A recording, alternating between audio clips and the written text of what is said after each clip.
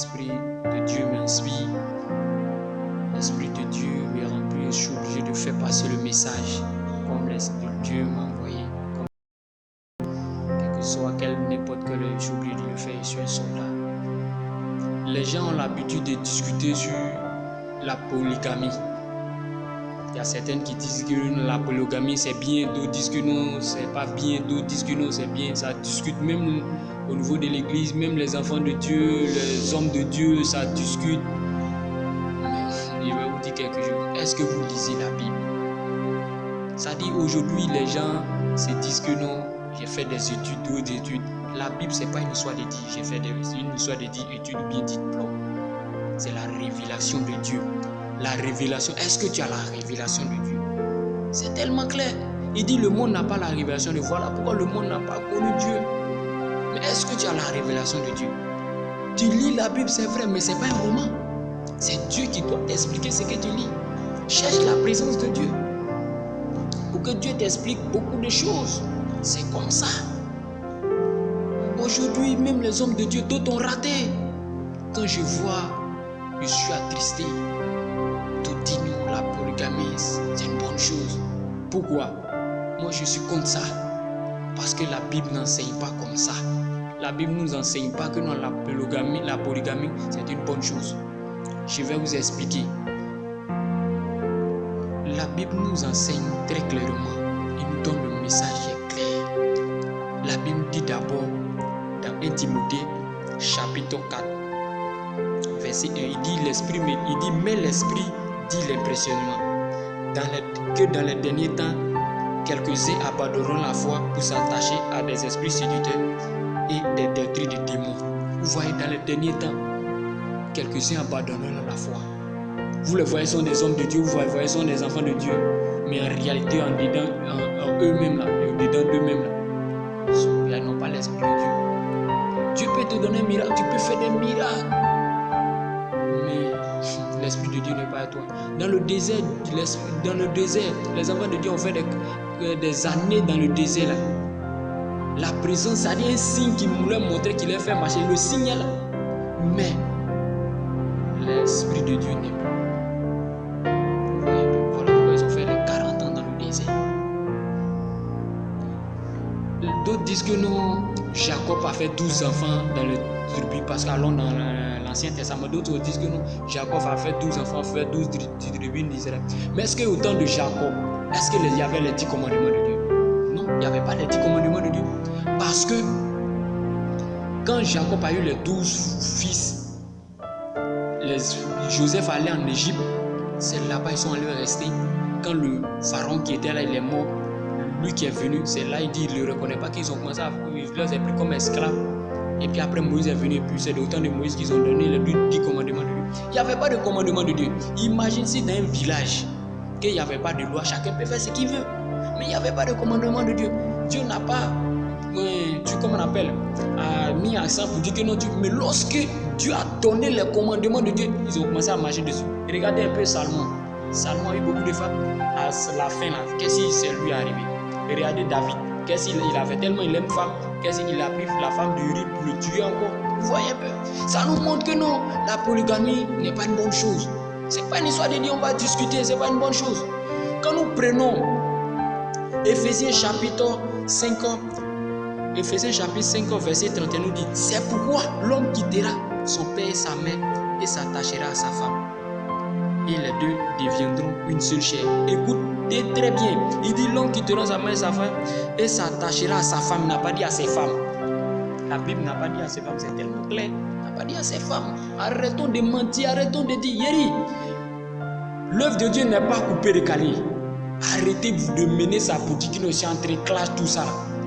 Dieu n'aime pas ces genres de choses. Dieu n'aime pas ces genres de choses. C'est pas nous qu'on devrait taper la patrie. Nous sommes dans le temps de grâce. C'est ce que nous oublions à chaque fois. Nous sommes dans le temps de grâce. Quand Jésus-Christ est venu, de la manière nous enseigner, c'est le même exemple que nous devons suivre parce que nous sommes dans le temps de grâce. Je dis, vers l'Esprit dit, dans les derniers temps, quelques-uns abandonnent la foi. C'est ce qu'on est en train de voir là, c'est ce qu'on est dedans là. comment polygamie est une bonne chose. En tant qu'un chrétien, toi tu le dis. Quand j'entends ça et puis je suis attristé, je vois que non, parce que je vois que non. Ces jeunes personnes ont flashé. Cherchez la présence de Dieu dans votre vie. Donnez votre vie à Jésus-Christ. Avant de discuter, avant de me poser un problème, lis la Bible. Il faut avoir la révélation de Dieu. Ce n'est pas une histoire de moi je suis intelligent. Ce n'est pas une histoire de je suis intelligent. Non. C'est Dieu qui doit te révéler. Lis la Bible. Ne discute pas. Un homme ne doit pas avoir beaucoup de femmes. Regardons chez nous en Afrique ici, nos parents qui ont marié beaucoup de femmes. Quel problème est arrivé dans les foyers? Si le monsieur n'a pas d'argent, souvent les femmes sont en train de jalousie, de se tuer. Souvent même si le monsieur a de l'argent, il est riche, quand il meurt, les enfants deviennent des rebelles. Ils commencent à lutter l'héritage. Et puis vous voulez nous parler que non, la polygamie c'est une bonne chose. Où ça? Marchons ce que la Bible nous enseigne. L'homme quittera son père et sa mère et s'attachera à sa femme. C'est ce qui est écrit, et s'attachera à sa femme. Il n'a pas dit à ses femmes. Si la Bible nous enseigne que non, dans l'Ancien Testament, que non, avoir beaucoup de femmes est une bonne chose, Paul n'allait pas dire ça ici. Non, il n'allait pas dire ça ici. Donc, quand vous parlez à faire de Jacob, au temps de Jacob, il n'y avait pas les 10 commandements. Au temps de Noé, il n'y avait pas les 10 commandements. C'est au temps de Moïse que les 10 commandements Dieu a donné. C'est sur ça qu'ils ont commencé à marcher. C'est sur le mont Sinaï que Dieu est descendu sur la montagne avec une grande gloire. Il a donné les 10 commandements de Dieu. Lisons la Bible et cherchons la révélation de Dieu pour pouvoir enseigner le monde. Parce que comme ça, le diable risque de nous détourner. Voilà pourquoi il dit donc que non, la parole de Dieu, l'œuvre de Dieu n'est pas du coupé décalé, c'est pas une clash. Quand tu fais ça, tu t'exposes au diable et c'est facile que le diable peut t'atteindre parce que ça ne glorifie pas Dieu. Ça glorifie pas Dieu. Pour dire que non, si tu vois ton ami qui est dans l'erreur, tu l'appelles frère, ce que tu fais là, c'est pas bien. Change de cas. Mais à quoi sert de l'insulter? À quoi sert de dire qu'il est comme ça, il est comme ça? S'il n'est pas bon, approche-le puis fais changer. C'est ce que la Bible nous enseigne. Il dit aimons-nous. Si nous voulons insulter les païens, est-ce que nous pouvons, si on insulte les païens qu'ils ne sont pas bons, ils sont ceci, ils sont cela, mais le jour que nous allons, c'est où on va évangéliser puis ils vont accepter Christ. C'est où on va évangéliser puis ils vont accepter Christ. Voilà pourquoi la Bible dit que non, si ton père ou bien ta mère est sorcier ou sorcière, nous n'avons rien contre la chair, mais nous luttons contre l'esprit démoniaque. Tu t'approches de lui, tu l'évangile, tu le fais transformer. Tu es sorcier, tu n'es pas bon. Ou bien tu es ceci, cela, tu n'es pas bon. Tu es quel genre de chrétien? Et puis le jour que non, tu es content, tu as voulu parler de Jésus, et puis il va t'accepter. Donnez un bon exemple. Évangélisons clairement comme Jésus-Christ nous a montré. Il était tous parfait. C'est ce que Jésus-Christ a fait. Prêchez le message. Venez à moi, vous qui êtes fatigué, chargé de repos. Il n'a pas dit, toi là-bas, espèce de chien, espèce de ceci, espèce de là, arrêtez ça. Nous sommes dans le temps de grâce. Même si Jean-Baptiste a dit ça, tu n'es pas Jean-Baptiste, personne n'est Jean-Baptiste.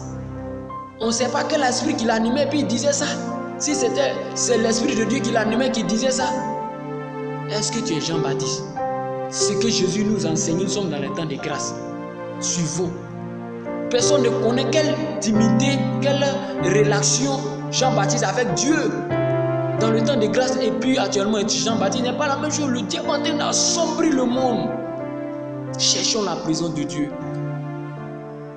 La polygamie n'est pas une bonne chose. Il ne faut pas nous allons enseigner les gens. La polygamie n'est pas une bonne chose. Cherchons la présence de Dieu. C'est ce que j'aimerais ajouter un peu. Ce que j'aimerais expliquer. Cherchons la face de Dieu. La révélation de Dieu. Que Dieu nous bénisse.